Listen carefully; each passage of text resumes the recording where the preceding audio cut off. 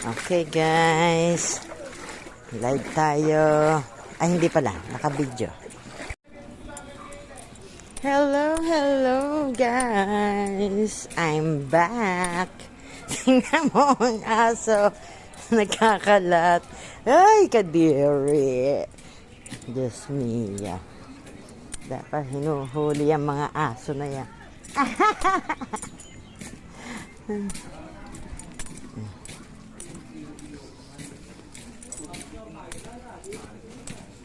Okay guys, ito malapit na tayo sa baha. Oh. Ayan na, sa baha na tayo. Sinabayan lang yung bagyo. Okay. Ayan na ulit ang tubig sa amin. Kailan kaya ito matatapos? Siguro January na matutuyo ang tubig.